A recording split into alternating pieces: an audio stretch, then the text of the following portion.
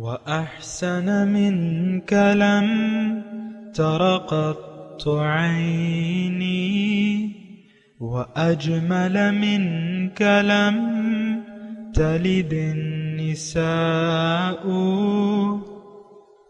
خلقت مبرأ من كل عيب خلقت مبرأ من كل عيب كأنك قد خلقت كما تشاء كتاب أنزلناه إليك مبارك ليدبروا آياته وليتذكر أولو الألباب. یہ کتاب برکت والی ہے جسے ہم نے آپ کی طرف نازل فرمایا ہے تاکہ دانش مند لوگ اس کی آیتوں میں غور و فکر کریں اور نصیحت حاصل کریں. اللہم صلی علی سیدنا محمد وعلی آل سیدنا محمد بعدد کل ذرۃ مئۃ الف الف مرۃ. سامعین و ناظرین کرام، السلام علیکم ورحمۃ اللہ وبرکاتہ. سامعین کرام، سورہ بنی اسرائیل آیت نمبر 57 حصہ دوم. آج کے درس کا ایک موضوع ہے، وہ یہ ہے کیا اللہ تعالیٰ کا قرب ہم بغیر کسی ذریعے کے حاصل کر سکتے ہیں؟ اس کے ساتھ ہی سامعین اکرام آج کے درس کا آغاز کرتے ہیں. سب سے پہلے گزشتہ سبق کی دہرائی ہوگی. أولئك الذين يدعون يبتغون إلى ربهم الوسيلة أيهم أقرب ويرجون رحمته ويخافون عذابه إن عذاب ربك كان محذورا. یہ لوگ جن کی عبادت کرتے ہیں یعنی ملائکہ، جنات، عیسیٰ اور عزیر علیہم السلام وغیرہم کی بت اور تصویریں بنا کر انہیں پوجتے ہیں، وہ تو خود ہی اپنے رب کی طرف وسیلہ تلاش کرتے ہیں کہ ان میں سے بارگاہ الہی میں زیادہ مقرب کون ہے، اور وہ خود اس کی رحمت کے امیدوار ہیں اور وہ خود ہی اس کے عذاب سے ڈرتے رہتے ہیں. اب تم ہی بتاؤ کہ وہ معبود کیسے ہو سکتے ہیں؟ وہ تو خود معبود برحق کے سامنے جھک رہے ہیں. بے شک آپ کے رب کا عذاب ڈرنے کی چیز ہے. سامعین کرام، سورہ بنی اسرائیل آیت نمبر 57 حصہ دوم. لفظی ترجمہ اولئک الذین یدعون، یہ ان لوگوں کو پکارتے ہیں، یبتغون الی ربہم الوسیلۃ، جو ڈھونڈتے ہیں اپنے رب کی طرف وسیلہ، ایہم اقرب، کہ کون زیادہ قریب ہے، ویرجون رحمتہ، اور وہ اپنے رب کی رحمتوں کے امیدوار ہیں، ویخافون عذابہ، اس کے عذاب سے ڈرتے ہیں، ان عذاب ربک کان محذورا، بے شک آپ کے رب کا عذاب ہے اس قابل کہ اسے ڈرا جائے. سامعین کرام، بہت اہم آیت ہے. کچھ اس کا ہم نے بیان کیا تھا پچھلے درس میں، آج اس کا دوسرا حصہ ہے، اور بات یہ ہو رہی ہے توحید کی. اور شرک صفاتی جو ہے سامعین کرام وہ عام ہے، مختلف اس کی اقسام ہیں. یہاں جس شرک کا رد کیا جا رہا ہے وہ مخلوق سے آپ ایسی توقعات لگا لیتے ہیں یا کہ ان کو نفع و نقصان، اللہ تعالیٰ کے علاوہ ان کو نفع و نقصان کا ذریعہ سمجھتے ہیں. اس کے بارے میں ہم نے بات کی بھی تھی اور گزشتہ سبق میں اس کی بات ہوئی تھی. لیکن آج کا جو سبق ہے اس میں یہ ہے کہ اس کے موضوعات میں یہ ہے کہ وسیلہ کی اہمیت، وسیلہ کسے کہتے ہیں، اس کی اہمیت کیا ہے. آج کے سبق میں اس پہ بات کریں گے. سامعین اکرام، وسیلہ کہتے ہیں ذریعہ کو، اور وسیلہ ایک درجہ بھی ہے جو کہ اللہ تعالیٰ جو کہ ہم اذان کے بعد جو دعا ہے اس میں اللہ تعالیٰ سے حضور صلی اللہ علیہ وسلم کے لیے وسیلے کی دعا مانگتے ہیں. اور وسیلہ یہاں مراد جو ہے وسیلہ مطلب ذریعہ، ایہم اقرب، کون زیادہ قریب ہے. اولئک الذین یدعون، یہ وہ لوگ ہیں جن کو یہ پکارتے ہیں وہ خود یبتغون الی ربہم الوسیلہ، اپنے رب کی طرف وسیلہ یعنی ذریعہ تلاش کرتے ہیں. ایہم اقرب، کون زیادہ قریب ہے. سامعین اکرام، تھوڑا سا اگر آپ غور کریں اس یعنی آٹومیٹکلی اس آیت میں ایک مضمون بالکل واضح ہے کہ اللہ تعالیٰ کی طرف ایک وسیلہ ہونا چاہیے، ایک ذریعہ ہونا چاہیے. پھر ایک دوسری آیت کی طرف میں آپ کی توجہ بھی دلاتا ہوں کہ یا ایھا الذین آمنوا اتقوا اللہ وجاہدوا فی سبیلہ وابتغوا الیہ الوسیلہ، اے ایمان والو اللہ کا تقوی اختیار کرو اور اس کی راہ میں محنت کرو، جاہدوا فی سبیل، وابتغوا الیہ الوسیلہ، اور اس کی طرف پہنچنے کا کوئی ذریعہ تلاش کرو. تو ذرائع میں سامعین اکرام بہت سی چیزیں شامل ہوتی ہیں، لیکن ایک اہم ذریعہ جو ہے وہ دیگر ذرائع کے علاوہ ایک اہم ذریعہ جو ہے ایک انسان کامل کا بھی ذریعہ ہے. انسان کامل، دیکھیں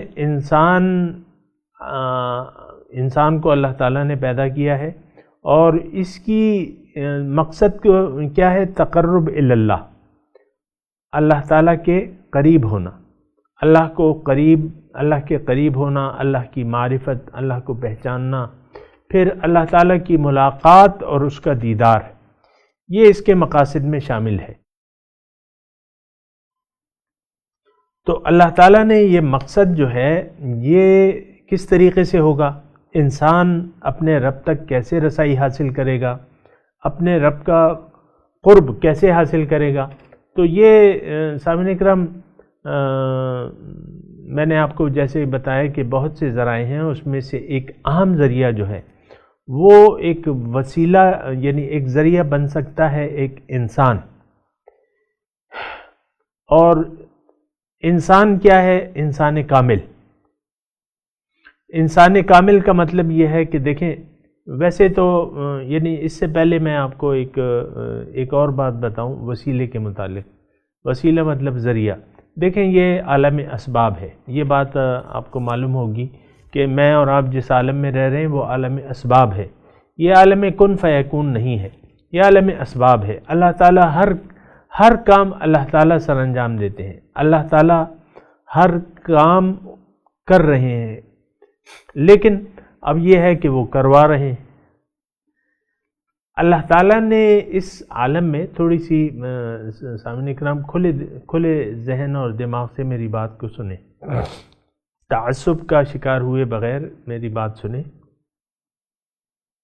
اللہ تعالیٰ نے یہ کائنات پیدا کی ہے، اللہ تعالیٰ سب کچھ کر سکتا ہے اور وہ ہر چیز پر قادر ہے، لیکن یہاں اس کائنات میں اس نے نظام جو رکھا ہے یہ ذرائع اور اسباب کا ہے. ہر کام اللہ تعالیٰ کا ذریعے سے ہے، ذرائع سے ہے، وسیلے سے ہے. خود اللہ تعالیٰ وسیلے سے کام کرتا ہے، ذریعے سے کرواتا ہے.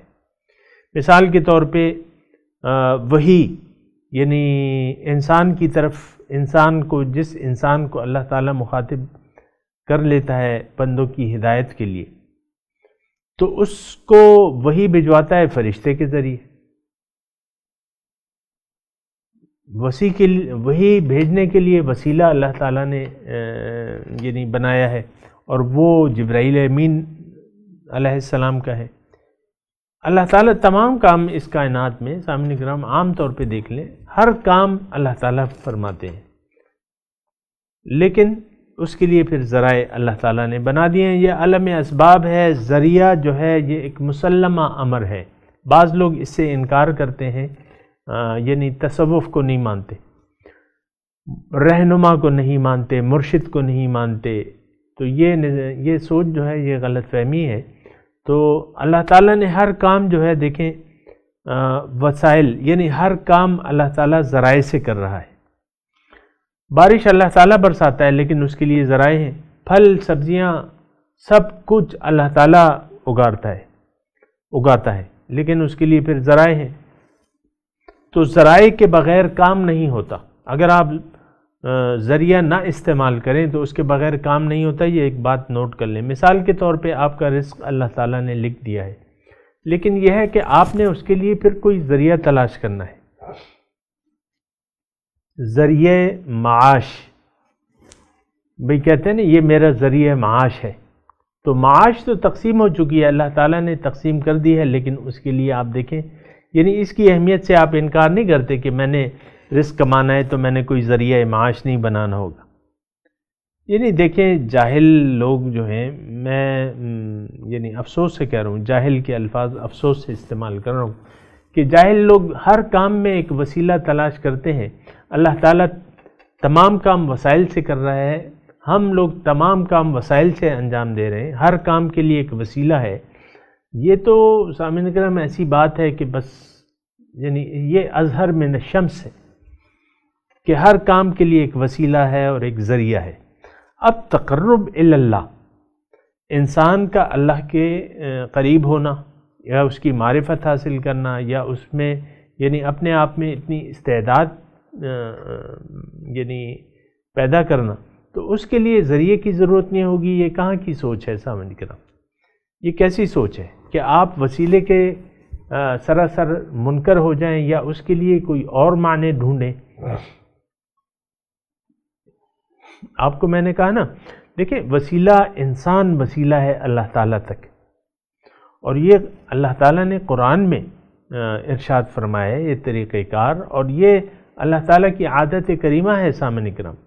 دیکھیں پہلے رسول آتا ہے، کتاب بعد میں آتی ہے، ہدایت بعد میں، پہلے رسول۔ مثال کے طور پہ حضور صلی اللہ علیہ وسلم پہ 40 سال کی عمر میں فرشتہ آیا اللہ تعالیٰ کی طرف سے، وہ بھی دیکھیں ایک ذریعہ تھا۔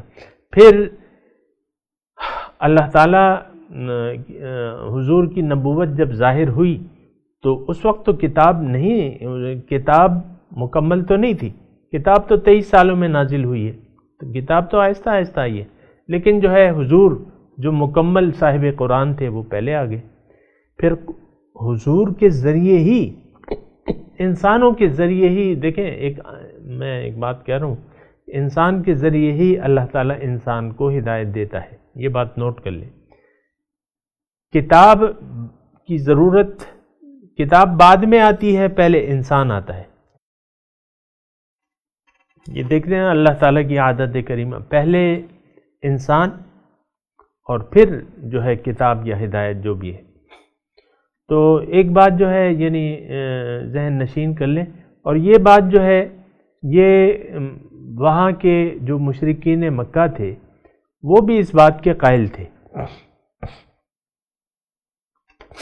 کہ انسان کا مقصد حقیقی کیا ہے، قرب الہی، لیکن انہوں نے ذریعہ جو بنایا ہوا تھا وہ دیگر مخلوقات کی عبادت کے ذریعے وہ پہنچنا چاہتے تھے، جیسے کہ ایک آیت میں ہے کہ ما نعبدہم الا لیقربونا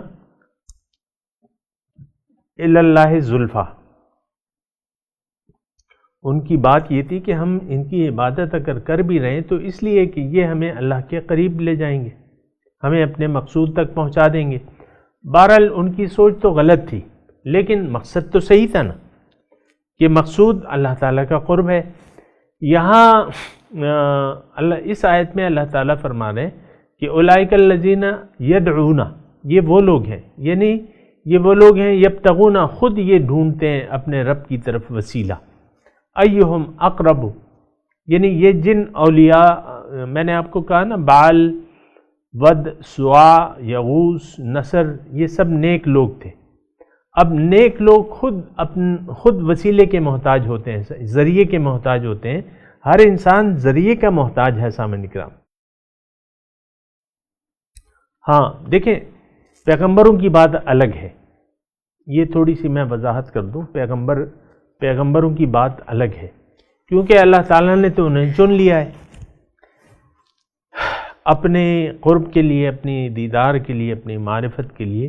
اللہ یجتبی الیہ من یشاء ویہدی الیہ من ینیب، تو پیغمبران کو تو اللہ تعالیٰ نے چن لیا ہے، لیکن پھر بھی اللہ تعالیٰ زیادہ تر معاملہ ان کے ساتھ فرشتوں کے ذریعے کرتا ہے. یہ بات نوٹ کر لیں. حضور صلی اللہ علیہ وسلم کی ذات خود ایک بہت بڑا وسیلہ ہے. پیغمبر جو ہے وہ وسیلہ ہوتا ہے امت کے لیے. یہ بات یاد کر، ہر پیغمبر اپنی امت کے لیے ایک وسیلہ ہوتا ہے، ایک ذریعہ ہوتا ہے. اور پھر یہ مضمون طویل ہے، لیکن یہ ہے کہ میں آپ کو بتا رہا ہوں، جو کچھ ہو سکتا ہے میں اس پہ بات کرتا ہوں. وسیلہ کا درجہ جو ہے وہ حضور صلی اللہ علیہ وسلم کا اپنی ذات ہے. ہم سب لوگوں کے لیے، امت کے لیے حضور صلی اللہ علیہ وسلم وسیلہ ہیں اللہ تعالیٰ کے دربار تک پہنچنے کا. جب تک حضور صلی اللہ علیہ وسلم تک کوئی رسائی نہیں حاصل کرے گا وہ اللہ تعالیٰ کے دربار تک نہیں جا سکتا. اللہ کے دربار تک رسائی حضور کے دربار سے ہو کے جاتی ہے. سامعین کرام یہ بات نوٹ کر لیں، اللہ کے دربار تک رسائی حضور کے دربار سے ہو کے جاتی ہے. سامعین کرام، لا یؤمن احدکم حتی اکون احب الیہ من والدہ والناس والناس اجمعین. تم لوگوں میں سے کوئی شخص مومن ہو نہیں سکتا جب تک میں اس کو محبوب نہ ہو جاؤں اس کے والدین سے اور اس کی اولاد سے اور تمام لوگوں سے زیادہ. دیکھیں اس میں یہ مضمون تھوڑا سا اس کو سنیں ذرا. ایک ذات ہے جو محبت کے قابل ہے اور وہ اللہ تعالیٰ کی ذات ہے. لا محبوبہ الا اللہ، اللہ کے سوا کوئی محبوب نہیں ہے. لیکن دیکھیں اللہ تعالیٰ کی محبت کو حاصل کرنے کا طریقہ کیا ہے کہ آپ مجاز سے محبت کریں گے. پہلے آپ مجاز سے دل لگائیں گے.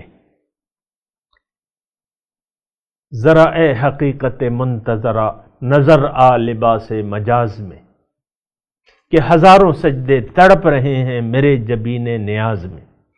یہ بات نوٹ کر لیں سامعین کرام کہ مجاز، میں نے ابھی آپ کو کہا کہ اللہ کی محبت پانے کا ذریعہ جو ہے وہ حضور کی مجلس سے ہو کے جاتا ہے، حضور کے دربار سے ہو کے جاتا ہے.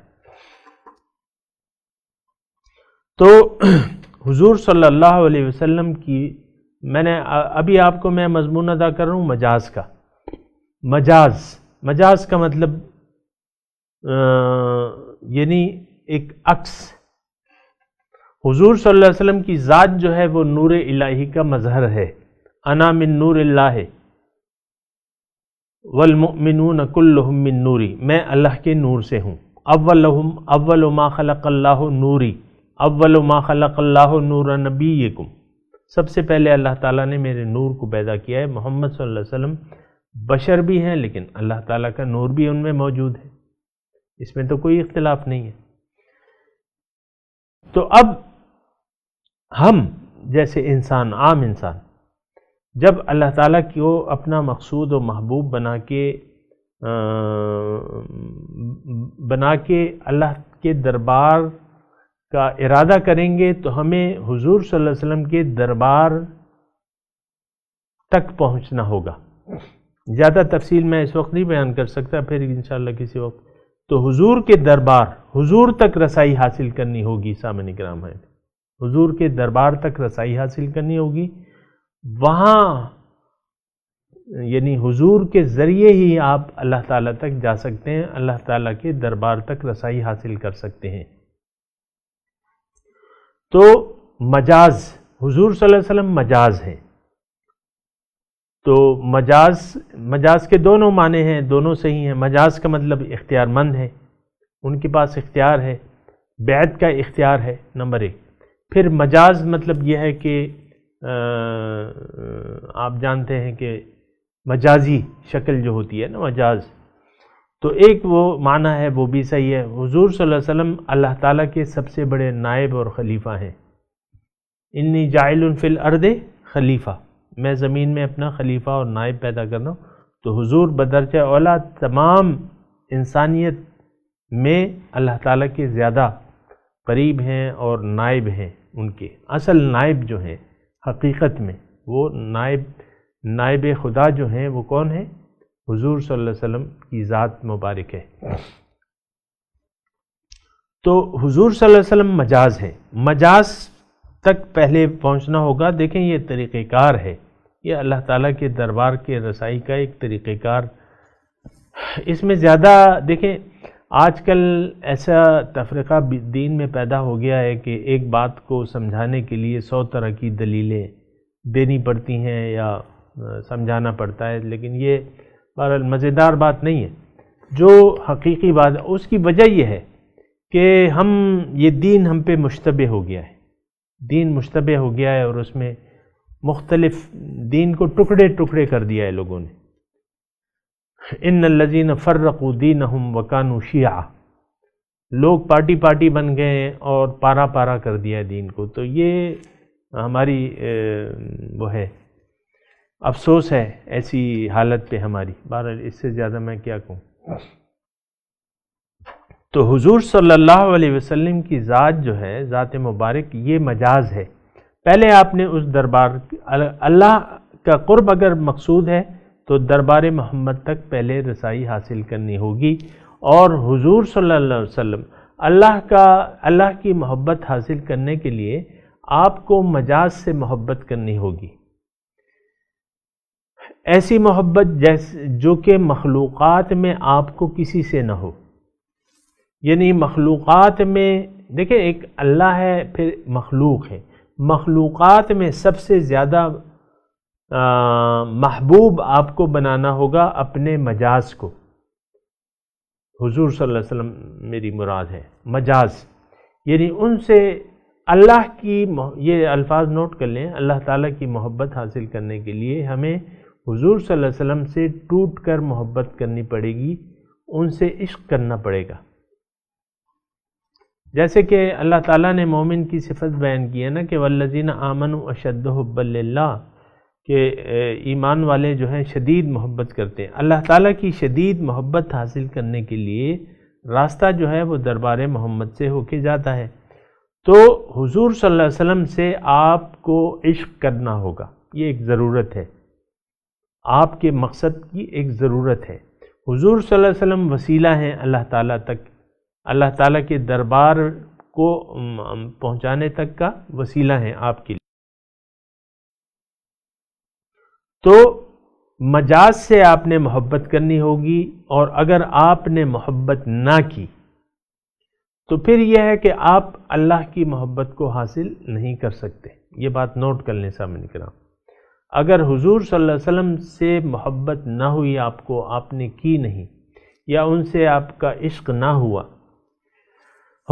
تو پھر یہ ہے کہ اللہ کی محبت کو آپ پا نہیں سکتے، یہ بات نوٹ کر لیں۔ تو اسی لیے میں نے جو حدیث آپ کے سامنے فرمائی کہ لا یؤمن احدکم حتی احب الیہ من والدہ وولدہ والناس اجمعین، تمام لوگوں سے زیادہ، مخلوقات میں سب سے زیادہ محبت جو ہے ہمیں حضور صلی اللہ علیہ وسلم سے کرنی ہوگی۔ وہ پھر کیا طریقہ کار ہے وہ ایک الگ بحث ہے، اس پہ بات ہو سکتی ہے کسی بھی وقت۔ تو بہرحال تو اللہ کی محبت حاصل کرنے کے لیے ہمیں وسیلے کی، ہمیں ذریعے کی ضرورت ہے، اور ہمارا ذریعہ جو ہے حضور صلی اللہ علیہ وسلم کی ذات ہے، ذات اقدس مبارکہ۔ تو اللہ تک پہنچنے کے لیے اس آیت جو ہم آیت پڑھ رہے ہیں، اللہ تعالیٰ تک پہنچنے کے لیے ہمیں ذریعے کی ضرورت ہے، وسیلے کی ضرورت ہے۔ سب سے زیادہ قریب جو ہے اللہ تعالیٰ کے ہمارے لیے حضور صلی اللہ علیہ وسلم کی ذات ہے۔ باقی جو قومیں گزر گئی ہیں اس کی ہم بحث نہیں کر رہے ابھی، چونکہ قیامت تک ہمارے لیے اور قیامت تک حضور صلی اللہ علیہ وسلم کی ذات رسالت مآب ہے، وہ ہمارے لیے وسیلہ ہے، وہ ذریعہ ہے۔ میں نے آپ کو کہا اور بار بار کہہ رہا ہوں کہ اللہ کے دربار تک رسائی جو ہے آپ کو اس وقت حاصل ہوگی جب آپ دربار محمد تک رسائی حاصل نہ کر لیں۔ تو حضور صلی اللہ علیہ وسلم یعنی اس راستے پر چلنا ہوگا، اس کے لیے اس راستے پر چلنا ہوگا جو حضور کا راستہ ہے، یعنی ان کا اتباع کرنا ہوگا، ان کا اتباع کرنا ہوگا، حضور صلی اللہ علیہ وسلم کا اتباع کرنا ہوگا۔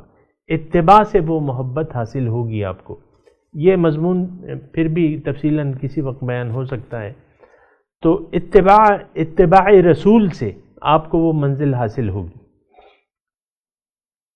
لا یؤمن احدکم حتی اکون ہواہ تبعا لما جئت بہ.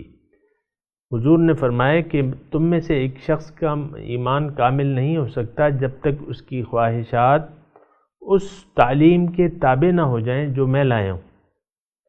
تو حضور کا کامل اتباع آپ کو حضور صلی اللہ علیہ وسلم کی محبت تک پہنچا دے گا. تو حضور صلی اللہ علیہ وسلم ہمارے لیے کیا ہے؟ وسیلہ ہے. سب سے زیادہ قریب اللہ تعالیٰ کے ہمارے لیے کون سی ذات ہے؟ حضور صلی اللہ علیہ وسلم کی ذات ہے. اب حضور صلی اللہ علیہ وسلم کی ذات جو ہے یعنی یہ ہمارے لیے وسیلہ ہو گئی. اور یہاں جو آیت ہم نے پڑھی ہے سامعین اکرام، اولئک الذین یدعون، یہ جن لوگوں کو پکارتے ہیں یبتغون الی ربہم الوسیلۃ، یعنی یہ اولیاء کرام، یہ ظاہر ہے وہ میں نے آپ کو بتایا نا، ود یغوث اور نصر جو ہے یہ اولیاء تھے، نیک آدمی تھے. تو یہ خود اللہ تعالیٰ فرما رہا ہے یہ ڈھونڈتے ہیں اپنے رب کی طرف الوسیلہ، ذریعہ. اور ذریعہ کون سا ہوتا ہے؟ جو زیادہ قریب ہو، ایہم اقرب ہو، جو زیادہ قریب ہو. اب یہ جو ذریعے ہیں ایہم اقرب ہو، یہ ذرائع جو ہیں یعنی یہ اولیاء اللہ جو ہیں یہ خود امیدوار ہیں اللہ تعالیٰ کی رحمت کے. یعنی یہ خدا نہیں ہے، یہ یرجون رحمتہ و یخافون عذابہ، اللہ کے عذاب سے ڈرتے ہیں. یہ خدا نہیں ہے. تم لوگ ان کو پوچھ کیوں رہے ہو؟ یہ تو خود یعنی اللہ کی رحمت کے امیدوار ہیں اور اللہ کے عذاب سے ڈرتے ہیں. پیغمبر سے خود کہلوایا کیا ہے؟ قل انی اخاف ان عصیت ربی عذاب یوم عظیم. پیغمبر کی زبان سے کہلوایا گیا ہے. آپ ان سے کہہ دیجئے کہ میں بھی ڈرتا ہوں، اگر میں اپنے رب کی نافرمانی کروں بڑے دن کے عذاب سے میں ڈرتا ہوں. تو بہرحال ان عذاب ربک کان محذورا، اللہ تعالیٰ فرماتے ہیں کہ بے شک آپ کے رب کا عذاب جو ہے واقعی اس قابل ہے کہ اسے ڈرا جائے.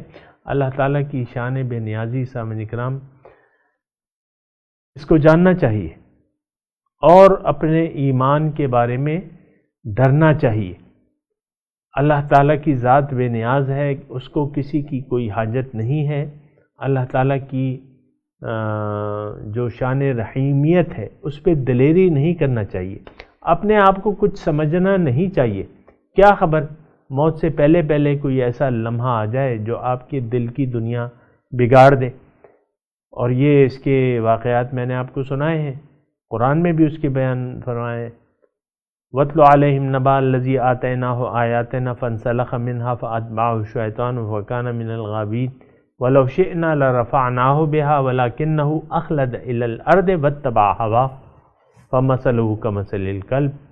بہرحال تو یعنی اللہ تعالیٰ کے عذاب سے ڈرتے رہنا چاہیے، اس کی رحمت کے امیدوار رہنا چاہیے. ان عذاب ربک کان محذورا.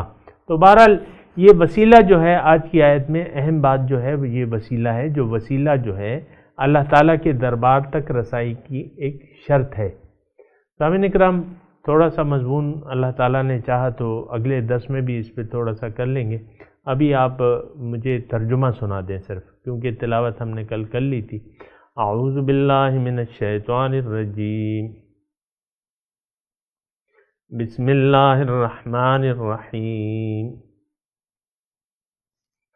اولئک الذین یدعون،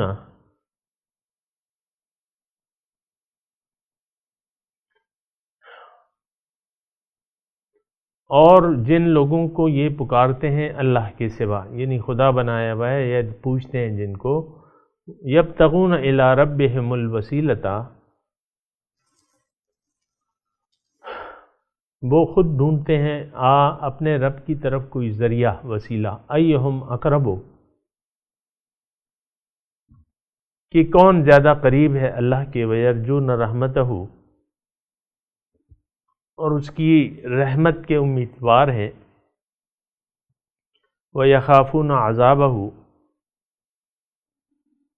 اور اس کے عذاب سے ڈرتے ہیں۔ إِنَّ عَذَابَ رَبِّكَ كَانَ مَحْذُورًا، بے شک آپ کے رب کا عذاب یقیناً اس قابل ہے کہ اس سے ڈرا جائے۔ سامعین کرام، اب اس آیت کی تلاوت اور ترجمہ سنتے ہیں۔ أولئك الذين يدعون يبتغون إلى ربهم الوسيلة أيهم أقرب ويرجون رحمته ويخافون عذابه إن عذاب ربك كان محذورا. Those they call upon are themselves seeking means of access to their Lord, vying to be nearer, and hoping for His mercy, and fearing His punishment. The punishment of your Lord is to be dreaded. اس کے ساتھ ہی آج کے درس کا وقت اختتام کو پہنچا۔ انشاءاللہ اگلے درس میں ملاقات ہوگی۔ وآخر دعوانا ان الحمدللہ رب العالمین، والسلام علیکم ورحمۃ اللہ وبرکاتہ۔